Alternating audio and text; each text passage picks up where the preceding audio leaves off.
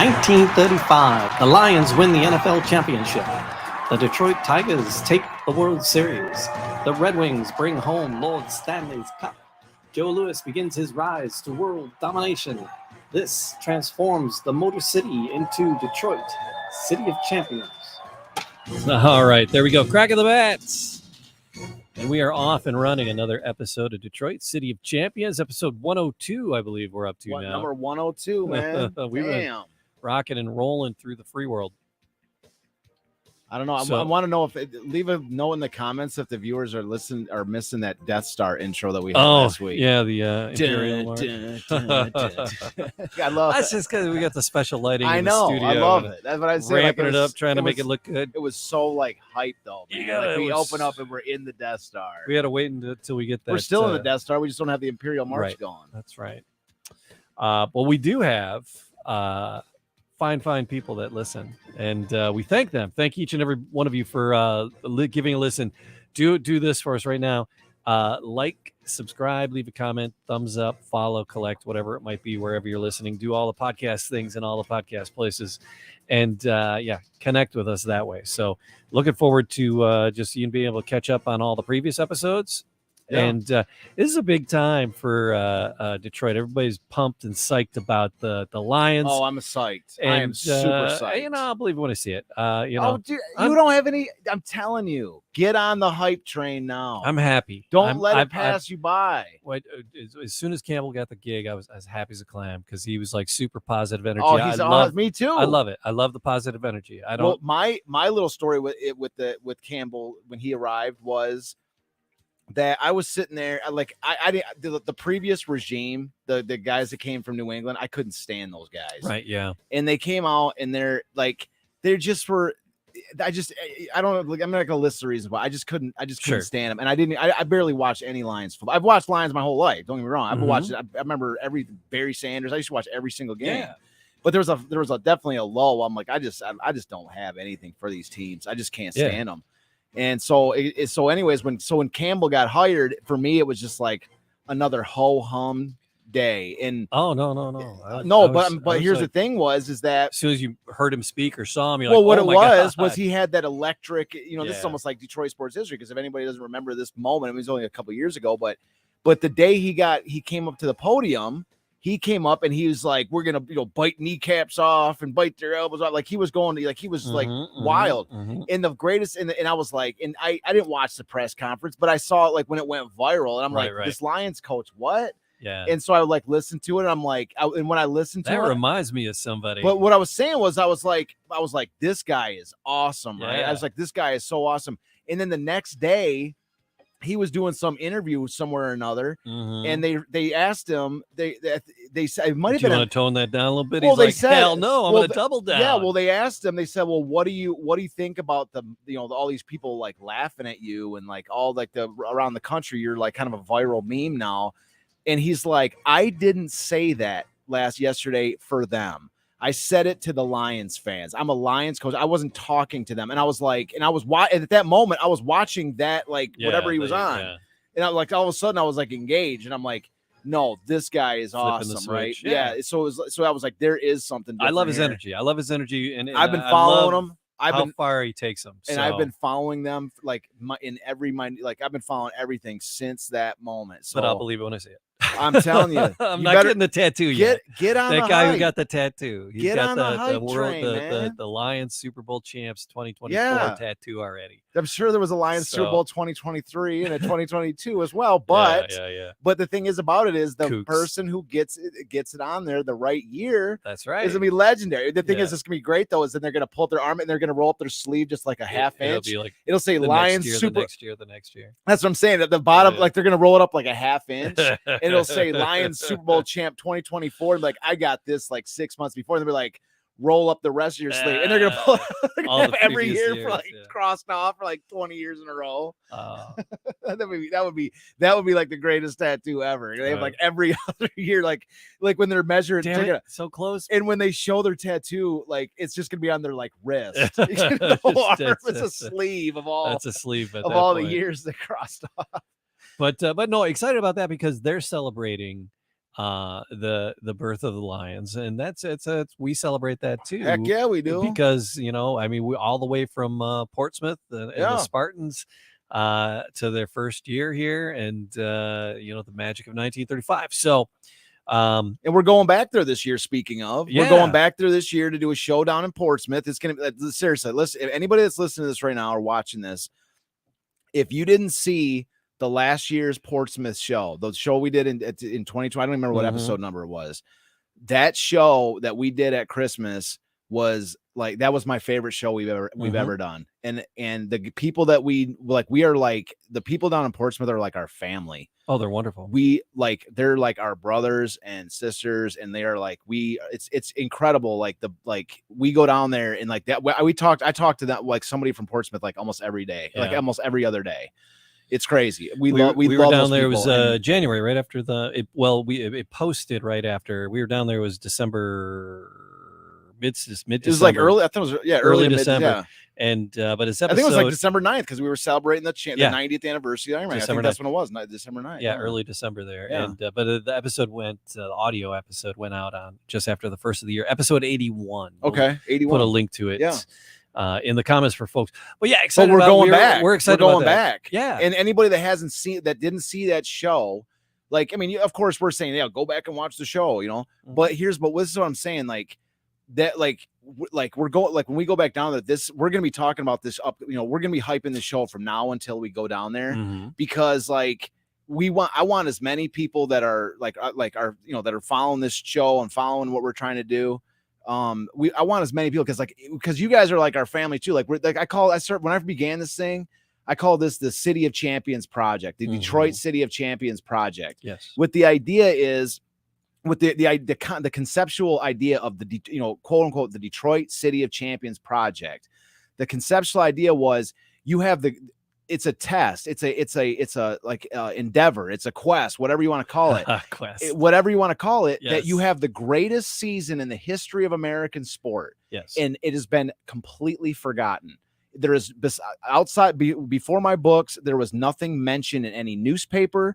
The teams did not mention it since 1935. Since 1935, there was not a stitch of information. I will tell you all the source of information.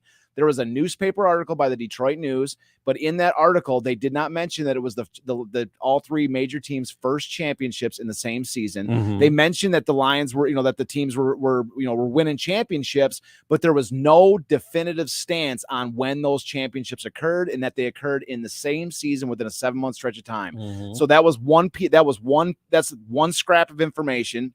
And then the only other book or anything was a book by one of those Arcadia book series that you see that are like the sepia tone covers. It says Detroit City of Champions on the cover, but when you actually read the book, they don't the entire concept of the book is that they talk about Detroit athletes in the 1930s in general. Right. There is no specifics made anywhere in that book that takes a stand and says it was the Detroit City of Champions concept derived from the greatest season in American sport history. Nowhere in the book does it mention that it's the first champions for each team.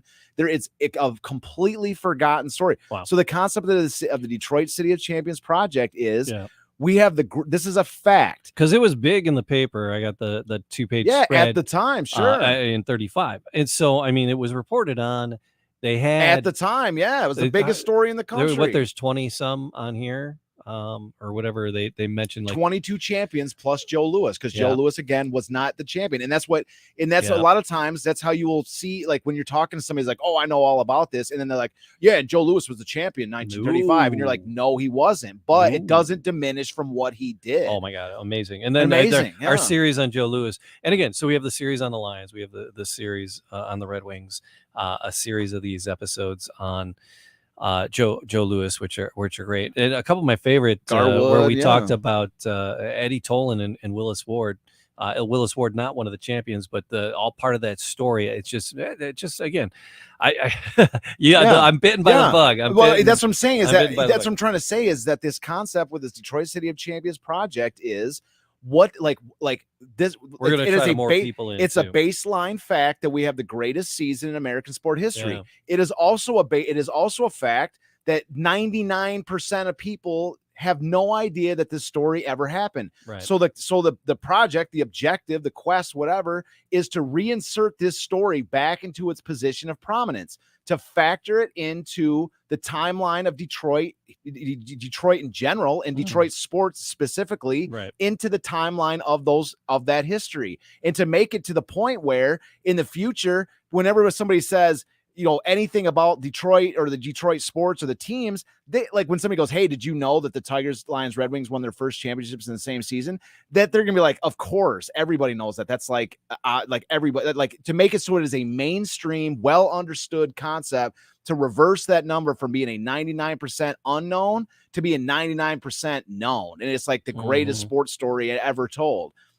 And that's the objective. This is not like, this is a niche subject and we're just trying to talk about a little bit because we still hear the bats from the 1930s. No, our goal is nothing less than to bring this story back to its rightful position of prominence and to make this one of the most well-recognized sports stories that's ever been told. I mean, that's its position. That's its rightful position. Right. I mean, it's not like, we're not talking about some random golf tournament that happened and we're like, we just really like this story. No, this is a greatest season in American sport history. And it deserves a lofty position of prominence for which it has not yet achieved. And it is time for that to happen. And that is our ultimately our objective. And I say it time and again that I love Detroit, and I love the influence that Detroit has had on the world.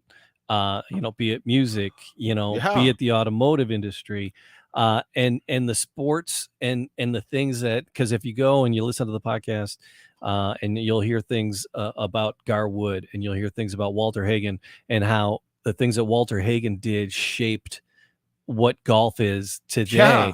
It's amazing. The story just goes and goes, and that's that's why we're on 102 episodes. And when I lived in Scotland for about 4 years, and when I was out there, people would ask me where I was from, and I would say Michigan, and they were like, where? They'd never heard of Michigan. And I'd say, I go, you know where Detroit is? And they're like, oh yeah. And I'm like, right near there, like that's our, our major city. And so I would tell them that, and they were like, oh right, yeah, I know where that is. Like Detroit is more recognizable than the state. The state in which it's a worldwide famous city. And this is a story, one of the great, how can you argue that this is one of the top 5, right? Gotta be one of, and I'm just putting it out there as a general number. Like maybe like you put me to the test and I'll put a case. It's either top 1 or 2 greatest stories in Detroit history of all time. But it's definitely in the top 5. What 4 stories, name 5 stories that are ahead of this. Yeah. In the entirety. You got the Jimmy Hoffa story. Well, yeah, but is that? That's a very well known story. But is it greater? Is it a better? Yeah. Or more I'm just saying it's story? a well known. Yeah. But as I'm saying, like the City of Champions story is up in the category of Henry Ford. Oh yeah. Right. It's up in the category of Motown. This is that's where you got to go to that's the caliber. But people don't know about it. And imagine, that's why I like to play this like sort of inversion game, which is imagine that the situation is reversed. Okay. Mm-hmm. Imagine that everybody, picture, if you will. Imagine everybody's heard about the City of Champions story. Okay. Everybody knows about the City of Champions, but imagine nobody's ever heard of Henry Ford. Imagine nobody's ever heard of Henry Ford, yet Detroit is still recognized as nothing's changed. We're still like the motors capital, like the auto, the motor city. And Detroit's well known like for car production and all this stuff, but nobody has ever heard of Henry Ford. And instead of doing the City of Champions show, we're talking about Henry Ford, right? Then so that the concept, it's the same, the same concept, which is a foundational element to one of Detroit's major identities. In this case, in Henry Ford's case, you were talking about the auto identity. In the City of Champions, of course, our sports identity. And so imagine that nobody's ever heard of Henry Ford. And it's, we're sitting here talking about Henry Ford and trying to batter down, like going, there's this guy who created the entire concept of the Motor City, and nobody, like the newspapers don't want to give us a mention that, we got a small, like I say, just because something is not known doesn't diminish its relevance or or how incredible it is. It just means that people don't know about it. Right. And so the question, which has been ongoing for this Detroit City of Champions project, is what will be the trigger that will bring this story back to put it to its position of prominence for which it deserves. And for you, the viewer, for you, the listener who's listening right now, it's us. And it's backed. How'd you know I was going to say that? No, I don't know. You just guessed it. You felt the vibe, bro. You felt the energy. I'm feeling it. That's what I'm saying. And this is where the reason I'm even mentioning all this is because when I say talk about these people importance, we love these people and we love you, the fans, and you, the listeners, anybody that's listening to this show. This is not me and Jamie just sitting up here, dreaming of making a buck off a podcast, right? Or anything like this. We are all part of this. Yes. Okay. Like it's another, I just want to mention this here. I was messaging back and forth with a guy who's listening to our Red Wings show. He's a big time Red Wings, early Red Wings junkie. His name is Andrew. I hope I'm pronouncing this right. Borody, Andrew Borody. I was talking with him back and forth about early Red Wings history. Where I want to have him on the show. He's got some great insight on the early Red Wings history. But what I'm saying is, when I say I want to bring Andrew on the show, I'm not trying to have this isn't like, hey, we're just trying to fill space in the show. No, man, Andrew, you are if you're listening right now, you're part of this too. This story is not like Jamie and I story that we're just doing. We want everybody. We want this to be like, this is a project for Detroit at large, right? So if it starts rolling and there's like all this stuff happening or whatever, man, I will step back. Seriously, I wrote these books to be a foundational element and to allow other people to do what they do, make movies, do these different things. Sure. I'm happy. I got so many other projects I'm working on. I'm glad. And I'm glad people like Carolyn is listening. Thank you, Carolyn. Thank you, Carolyn. She's put a little thumbs up. There was a comment on, because this goes out on Facebook video, it goes on YouTube video, it goes audio on all the audio outlets. I don't know if I read this comment from YouTube. And it's like from Damon Gang1 on YouTube. It's like, hey, I'm David Moriarty's grandson, Dylan Moriarty. Right? Did I read this? Yeah, read it. But what I'm saying is George Moriarty is one of our favorites. Yeah. We love George, but we are the biggest George Moriarty fans that there is. And just a reminder to anybody listening, George Moriarty was the third baseman for the 1909 Tigers. And he got into a scrap with Ty. Like, he didn't actually fist fight with Cobb, but they nearly got into it. And he was actually the captain of the Tigers back in the Ty Cobb era. And when Ty Cobb left the Tigers, when Ty Cobb was the manager of the Tigers, and we left the Tigers, the Tigers hired George Moriarty to be the manager of the Tigers. Okay. And thereafter, Moriarty became an umpire for baseball and got numerous altercations with players and such. And then he became a film producer and produced the movie Play Ball, in which was the first Major League Baseball motion picture which we did an entire episode, 2 episodes on. And he was the guy that directed that movie. So he is a multi-talented. He was in everything. And he was also the manager of the 1935, or he was also the umpire in the 1935 World Series. And he ejected 5 Cubs players from the World Series because of some say because they were heckling Hank Greenberg, about his ethnicity. Some people say whatever other reason they were arguing with him. But in either case, he threw him out. He's one of our favorite people. So this is from Dylan, the great grandson. All right. So I'm Dave Moriarty's grandson, Dylan Moriarty. My grandpa used to talk about this film, and that's the baseball film we were talking about. You say he's his great grandson or his grandson? He's Dave's grandson. So Dave is actually George's son. Okay. I guess so. It's his grandson. Yeah. Great grandson.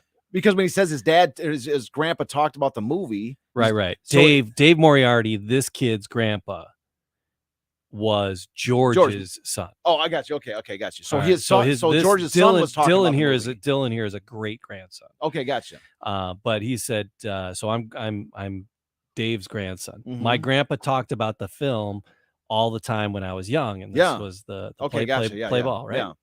Yeah. I'm 32 now.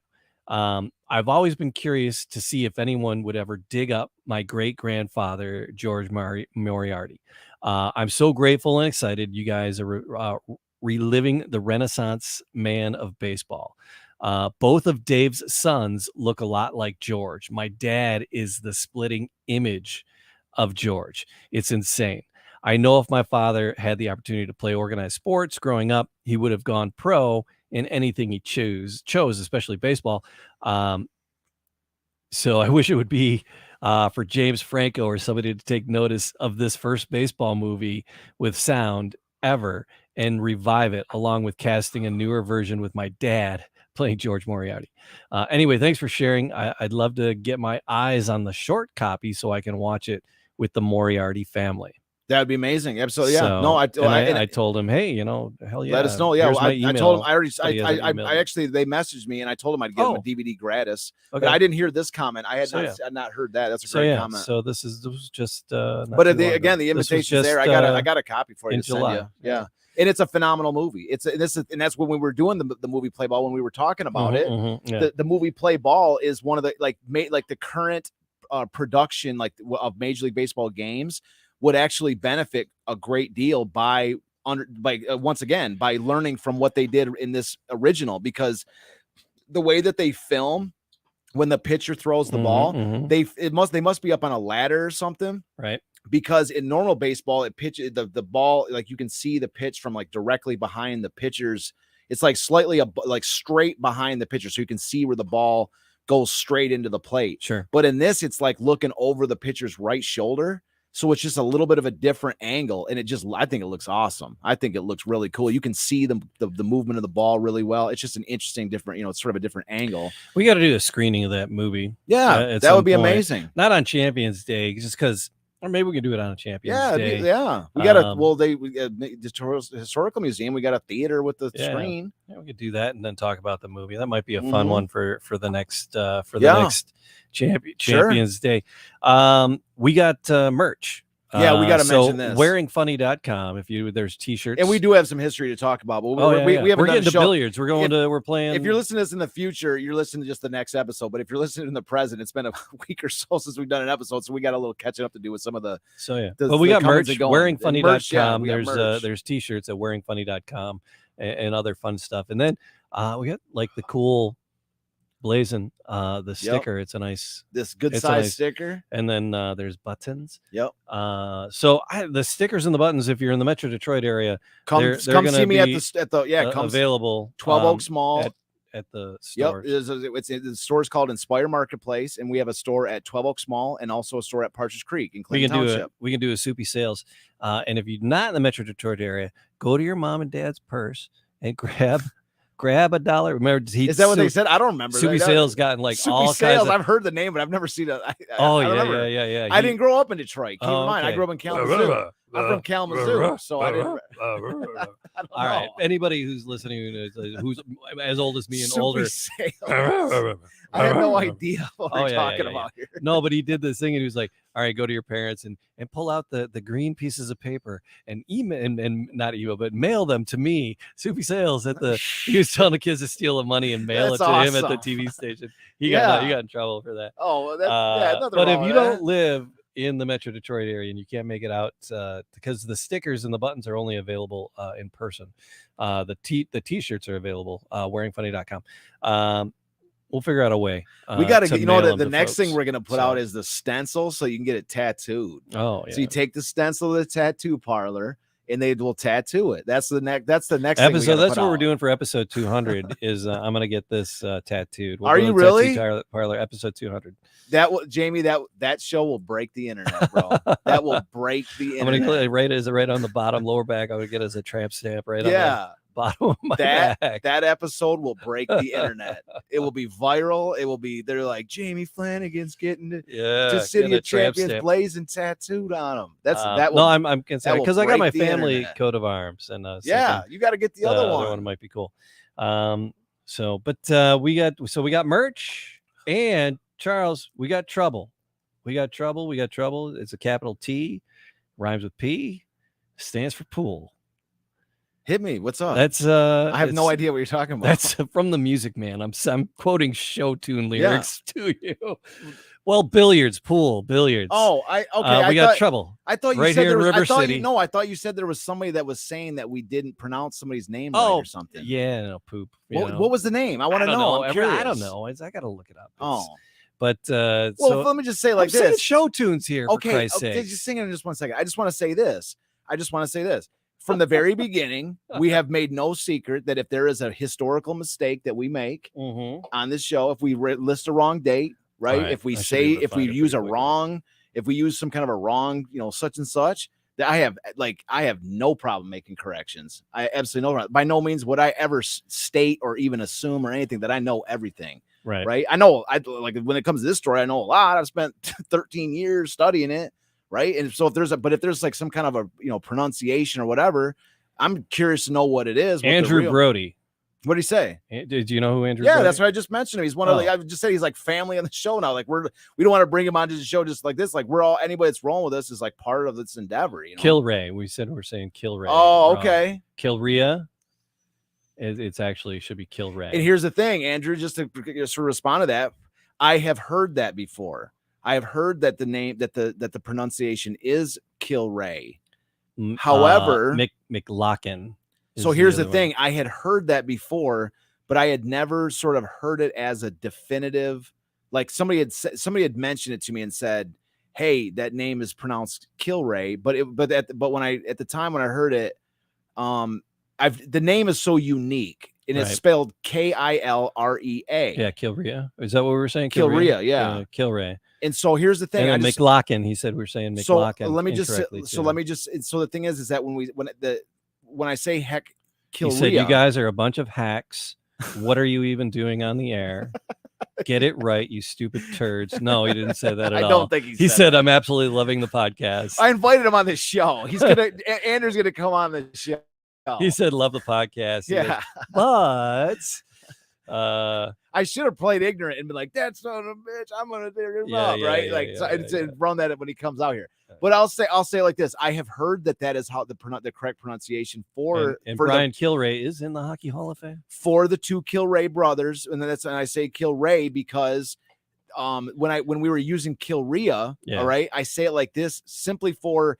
It was sort of an either or decision. Like I'd heard that was the name in my brain. The word Kilrea, it's phonetically pronounced Kilrea, and I've never seen that name anywhere else except for in use with this family of hockey playing brothers. Which I think there was 4 of them when that went to the NHL. Of course, one of our besides Heck, who was a major contributor to the Red Wings and a star before he even arrived, you had Wally, which was like one of my favorite players. He's a total scrapper. And so that being the case, this is the second time I've heard that. Sure. And Andrew, like I have such a respect for his knowledge of the early Detroit Red Wings history. I will say it right now with absolute certainty that from now on, anytime that Heck, Wally, or Ken, I believe their other brother's name was, anytime that we talk about the Kilray brothers or either of those names, from now on, that will be how I pronounce the name. I'm still saying Kilrea. I'm still gonna say Kilrea. You're one of those guys that goes against the grain. But when Andrew gets on the show and he's rolling with us on the show, you're leaving yourself open. How big is he? I don't know. All right. But you're leaving yourself open from a barrage of assaults from me and Andrew. It's all right. So it's so the thing is, but you thank can do you whatever for you want. commenting. Yeah, we appreciate the comment. And And like I say, I believe you are correct, and as such, I'm going to modify our pronunciation of the Kilrays, and so that is how we shall say. There's a few comments from Chris in here, Chris Barima, and then there's Elmer Brown commented. And then Andrew. So thank you guys for leaving comment. And again, so yeah, like I said, when we say leave a comment, we read them and we reply to them. Yeah, so thank you. We really appreciate every engagement. Like I say. So, but as I mentioned, we have trouble.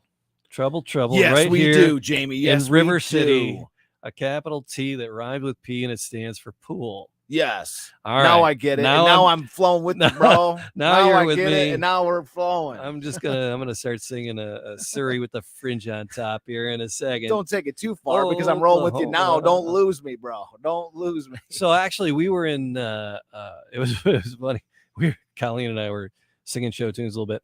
Hold on a second. What? Yeah, so we were down in Nashville, and then so we're doing like some of the tours. We're doing a couple of historic sites, and there's this place called Belle Meade, which is a horse ranch, but they also do wines and they have a whiskey.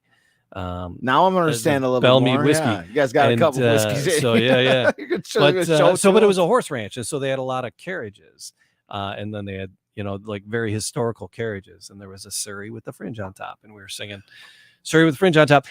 The horse. What is this song from? I've never heard of that. The Surrey from the Fringe on top is Oklahoma. Oh, from the musical. Yeah. Okay, I got you. Trouble is from the Music Man. I just never seen them. 76, so I didn't, 76 trombones. Okay, I get you. There's a couple times that like so the Oklahomas come up. The kids and are I've never playing watched pool. it. We're gonna solve the kids playing pool. We're gonna put him in a band because he's a traveling salesman selling instruments. All right. No, now I get it. Okay, now I get them. There you go. I've never seen either of those. So that's when why I we didn't get do the play reference. ball screening, we're gonna screen the Music Man right after it. Are we? No, probably not. No. I like that movie though. We could. I've never seen. I'll to go take a look. I'll go right. take a look. It's a good movie. In the If you're meantime, into musicals. But got a so little all right, history to so get to. pool.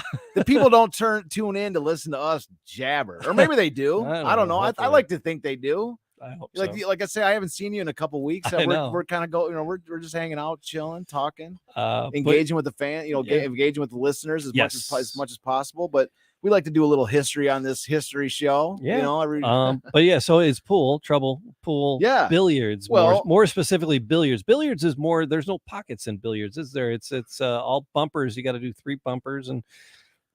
I don't know. there's What the hell? No, is- they got pockets. what Like the don't hell they, is- don't they have the they got 3, 6, 8 pockets in billiards, don't they? billiards, And pool, right? pool, and billiards are different. Oh man, I need to go back and study a little bit more. I screwed it up. I don't know. Well, no, everything you said. And I got everything the you history sent, here, but I everything don't. you said, everything you sent, My has said billiards. Yes. I brought pool into the mix because I wanted to sing show tunes. Oh, I got you. Okay. So, but billiards, I'm When you're talking I'm billiards- 90% sure billiards is a bumper game. I see. I know what you're talking about. And here's the thing: like I didn't do my homework on this. but we do know we didn't go into the I didn't history do on it. this.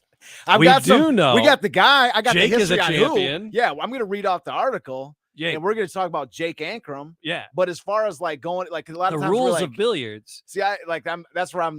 Now and we're in trouble. and the finesse I'm in of trouble. billiards, I have of no whether idea. or not there's pockets or not. I don't know. That's kind of a big thing. I don't know. We're I don't know. Let's gloss over that. Yeah, let's just no move one will on. Let's notice. move past that. All right, one move part right of the along. story. But I will say, 1935 I will amateur say- billiard champion I will say, from Detroit. I will say that a little billiard story that I have, a pool story, Okay. is that a friend of mine, a very good friend of mine named Gareth Bohan, All right. and his name, we call him Giggs. He's a very good friend of mine. In fact, he calls my mom his English or his American mom. He's from Ireland. This dude's a straight. This Giggs is one of my very best friends in the world. All right. And Giggs is an amazing pool player. Okay. Right. He's like he's the kind of guy, is like I say, he's like straight. He's like he's like a stereotypical Irishman. Uh-huh. Drink anybody under the table. Yeah. He's a Hey, gambler, hey, right? hey, Like hey. I used to go to him before gambling became legal in the States. Like the guy, I mean, he is a dear friend of mine. right. But he's the kind of guy when he was over here, he stayed with me for like 3 months while I was writing nice. when I was writing the first book. He Oh. stayed with me. In fact, I think I owe him $200 from when I was working on the first Oh book. crap! Do I still owe But money? But here's the thing: is that so he's the kind of guy, and this is a quick story, right? It's a quick Mhm. aside. I don't. Okay, let's say like this: I don't have the history of billiards. I don't have the We're history 40 of minutes pool. in on the side. We keep going. So what? Go ahead. So, anyways, so this is my little history of billiards and pool, my own history. So Giggs, we went into this. There's a bar in Port Huron called the Roach Bar. Okay. All right. And you go into this place, and if my memory serves correct, there's one pool table. It's like at the time, I don't know if it's improved now. This is like 10 years ago or more, maybe like 14 years ago. But at the time, it was like kind of like there's like different bars, like the Nice Bar in the Strip, and then there's a bar over here, and then there's like different kind of bars. And this was Sure. the bar that like was like the one outlaw bar of like the city. Nice. Right. So it's kind of like That's it's where you almost like wanna go. it's almost like a biker bar. That's where you want to be. Yeah. And so, anyways, and you go in there, there's like one pool table. So you have to be good to be on this table. You're not going to go on, like, I'm not like, I can play pool just for the fun of it, but I'm going to get destroyed if I play against Yeah. anybody of any significant talent. Right, yeah. And so anyways, Giggs, he's on this table just running it, running this table all evening. He's just like destroying. Beyonce, just running it. running the world, destroying one person after another. And I'm like, man, it is awesome to have like you're in this bar and you're just having drinks and your friend is just destroying all comers, right? And you're just like laughing. Keep playing them for drinks. Keep playing them for drinks. Until this one random comes in and he's like talking all this crap, right? Like he's just like, I'm the best around, blah, blah, blah, you know, whatever. And Did he play jazz music? No, Giggs lost to this guy. He lost to him, and I'm like, "What are you doing? I'm here for you. Could have Ricky destroyed Bobby. This guy in your sleep." And he was like, "Yeah, but the guy was drunk and acting aggressive." I'm like, "Man, like I like." Oh, so he threw the game just. Well, to I don't want avoid... to accuse him of tanking the game. I'm just saying that I was like, "Don't ever," you know, like I was like. I just that's like, and I hate to have that story be the ending of that, you know, of this moment. But what I'm saying is like Giggs is an amazing pool player. And I said, don't you ever like not play to the maximum capacity that you ever are again. But I mean, to be fair though, he might have I think he did us a favor that night because this guy was it was kind of like one of those situations where who cares this drunken idiot thinks he's the best guy in the bar, you know, it means that we're not going to have to deal with, you know, some, you know, because I've been in a couple of like, in a couple where you have like a bar fight where there's glasses hitting girls in the face and stuff like this. And it's just, sometimes it's just best to avoid that. So, so he might be right in that sort of moment. But. But billiards, and we have one of the, and I love you, Giggs. I didn't mean to end that story. It's just like, he didn't throw games. There's no money on the table or anything. So. Way to take a dive there, Giggs. All right. So who do we have? Who was our billiard player? Because I don't want to say his name wrong. Jake Ankrom. That's how I'm saying it. Is there a better? If there's a better pronunciation, let us hear about it as usual. We'll correct it. And then Andrew get all up in my grill. So no, he's not going to do that. I don't think Andrew has ever heard of Jake Ankrom. All right. So Jake Ankrom. Very few have. He's the amateur billiards champion of the United States. Of the United States. Yeah. All right. So you know, continuing with our variety of championships. Again, the claim that we make is you have the 3 major champions and 30 other minor champions, and those don't include Joe Louis. So if you include Joe, which I say was the greatest individual season in American sport history, among this number, you're talking about 34 different elements. And then, Chris found a 34. 30. Yeah, which I wasn't even aware of. Yeah. So yeah, we'll have to dive into. We're gonna have to add that in. We'll bring Chris on the show to add his, you know, to bring in that information. I'd love to get Chris in the studio. Yeah, well, in the studio, of course, he lives in Grand Rapids, but I'm saying at the very least, he's get his butt over here. Yeah, well, tell him that. Come on, Chris. He's probably listening right now. Get over here. So, anyways, we'll give you a sticker. So, anyways, yeah, so we'll give you a sticker that you designed. Yeah, that he designed. Thanks.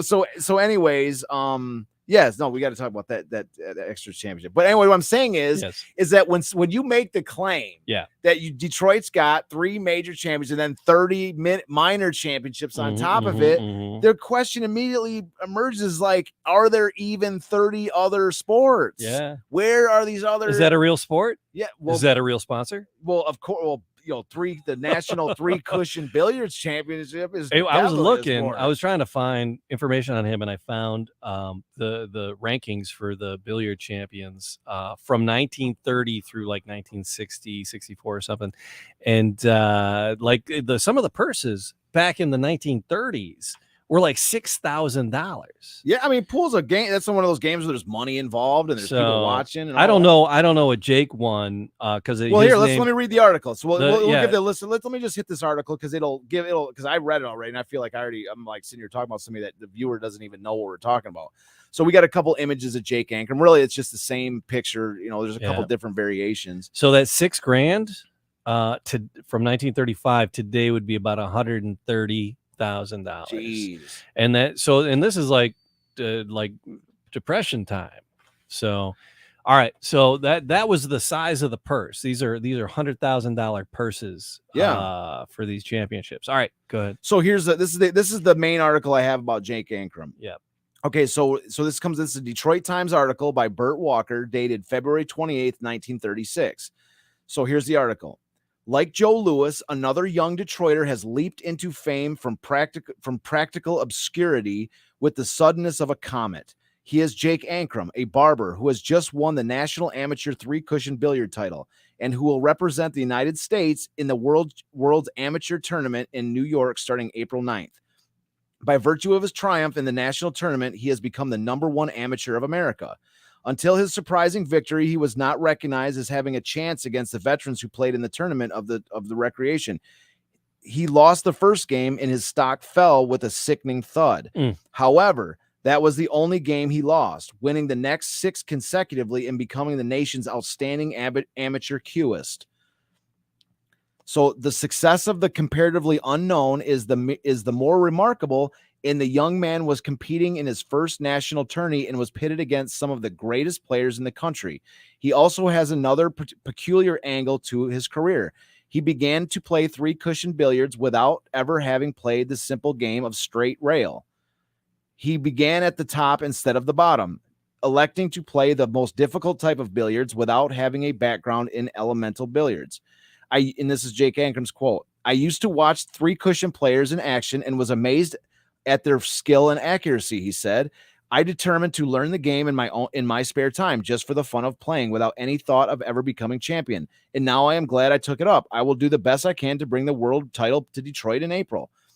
After the barber progressed far enough so he could play a passable game with friends who were far from being top-notchers, he decided to take some lessons. First, he took a course of lessons from Fred Wagner, and later he took a course with Clarence Jackson, once national 3-cushion champion. And this is Jake Ankrom again. "These experts had different styles of play," says the new champ, "and I first learned the Wagner style and then the Jackson style. I put them together and produced the Ankrom style, which has been successful. I have been playing at the 3-cushion game for only 3 years." The new title holder says he has no ambition at present to become a professional, though his work thus far indicates it will not be long until he becomes a fitting opponent for most of the pros. His best game in the tournament just finished went 61 innings, a very good score, considering that these amateurs specialize in safety play. So that's what I got. So there you go. Yeah. So billiards, there are no pockets in billiards.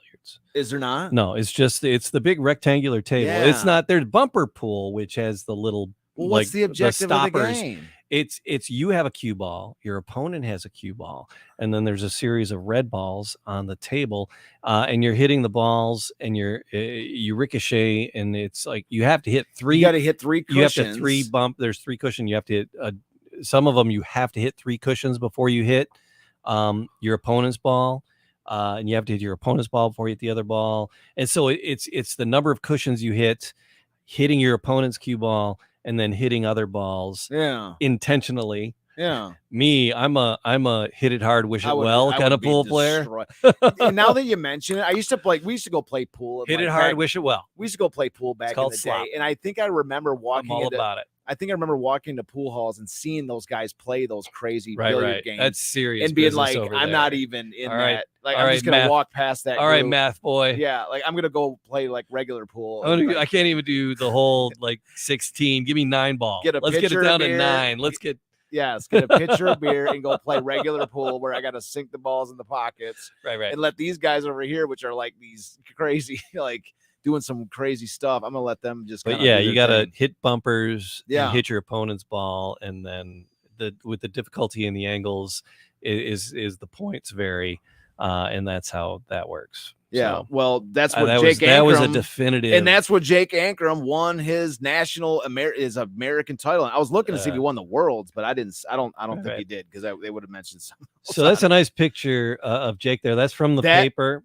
That's from the City of Champion, the Champions Day newspaper. Okay. So Jake Ankrom was featured in that champion. There was a big picture in that newspaper. He was there. Yeah. So they featured him on the Champions Day newspaper. Which you can hit that one. Hit that Champions Day newspaper because the first. So he is on there. Where is he at on that one? This is he's not on this one. Yes, he is. He is. Oh, is it just a small little vignette on there? All right, so just where's he at on there? It's not him shooting pool. It's not. No, he's sharpening up a billiard cue. Maybe. Yes, he is. He's on there. I just don't see him. Where's he at? Right in the middle, right in the dead center, right next to Eddie Tolan to the left. Okay, there he is, sharpening his pools. Yeah, so he's on the city. There he so is. he's on the City of Champions. He doesn't look young. Yeah, all the things he's a young barber. But he's like, he doesn't look young in any of these pictures. They say he's a young Detroit barber. He doesn't look So that he's a young. barber. Yeah. Well, they had different age, kind of like when you look at women back then, like the girl in their 30s was looking like their 50s and stuff. Did I say that out loud, or was I just thinking? A little bit. That is Charles at cityofchampions.com. Send your mail to Charles at cityofchampions.com.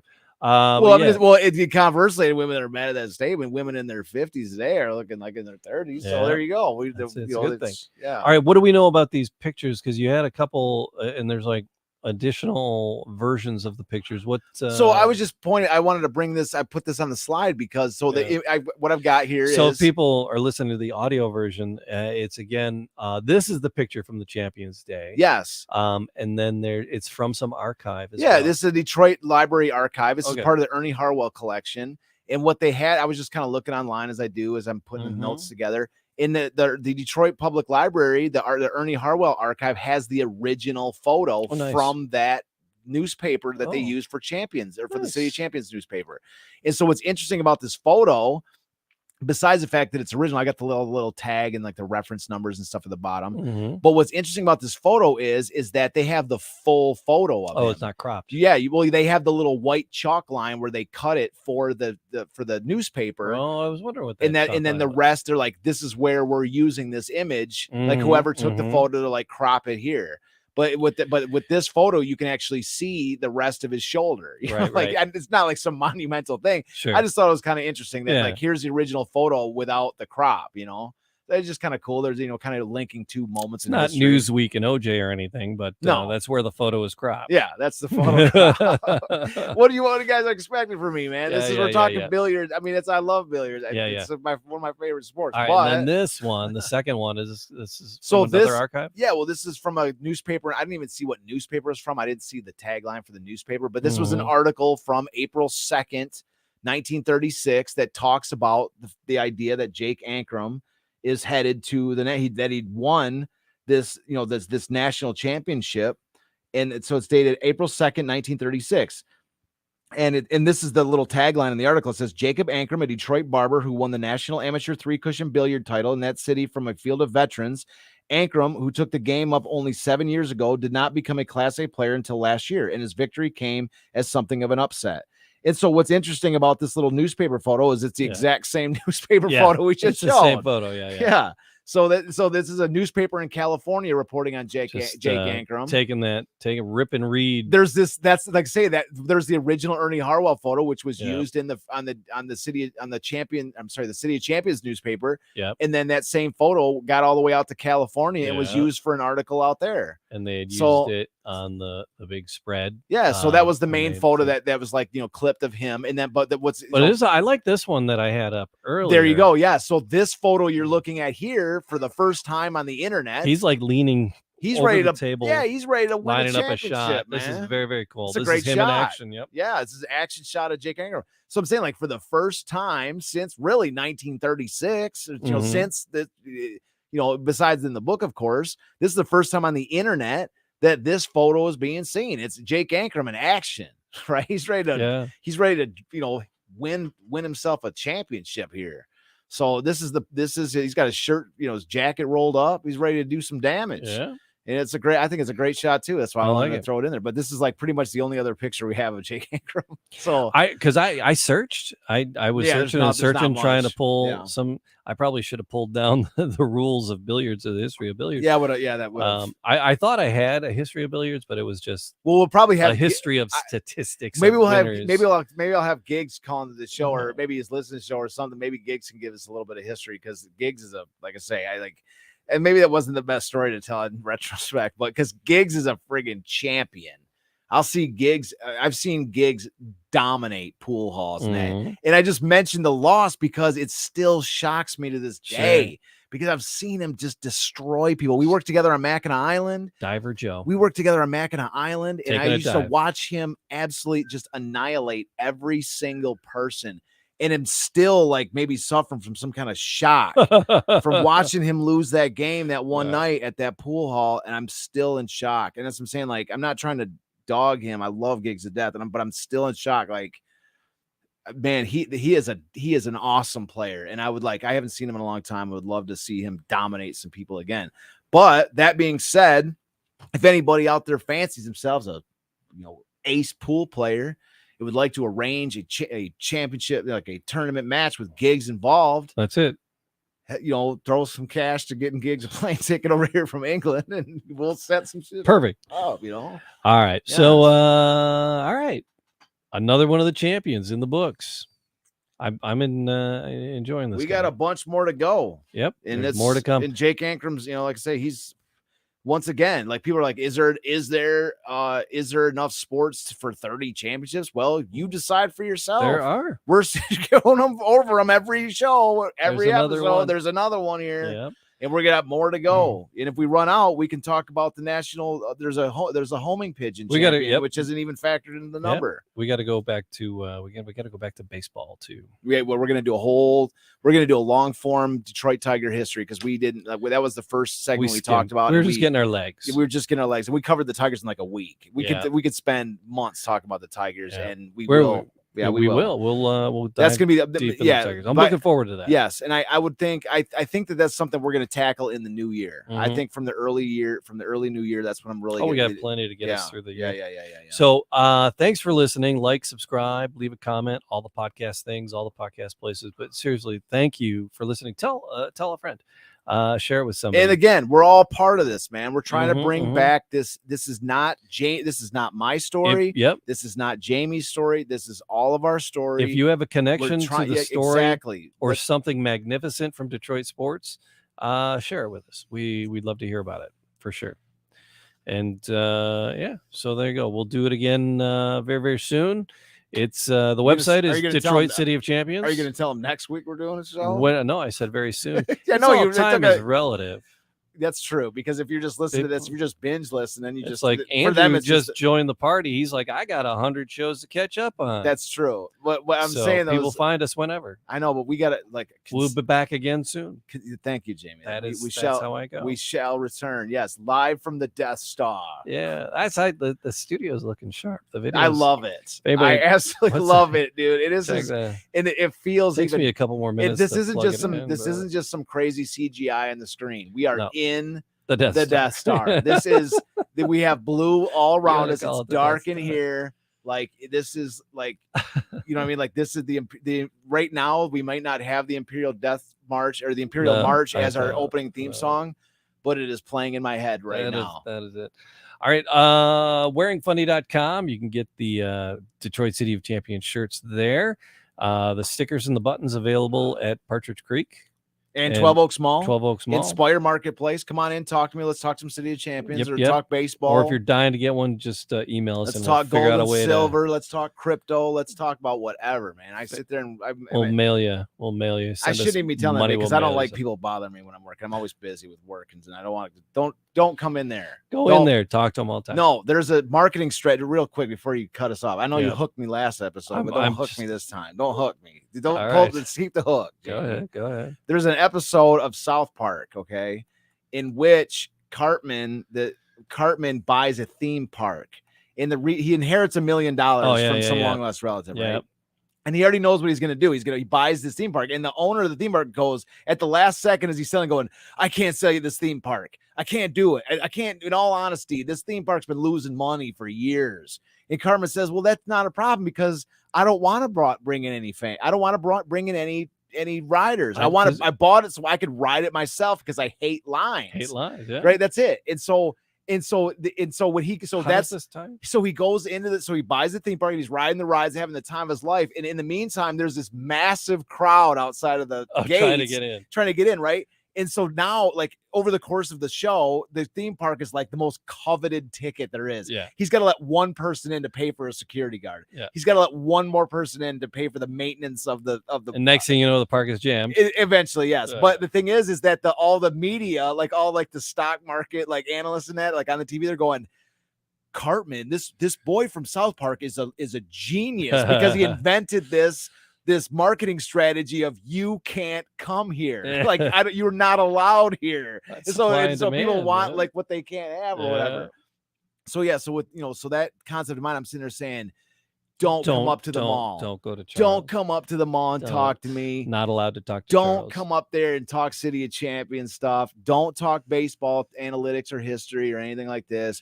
Certainly don't talk about gold, silver, crypto, stocks. Don't come up there and do all that. Just all right. don't. We're going to do it all again very, very soon. DetroitCityOfChampions.com is the website. And then wearingfunny.com. And then, yeah, tell a friend. And thanks for being with us. We'll see you next time on Detroit, the City of Champions.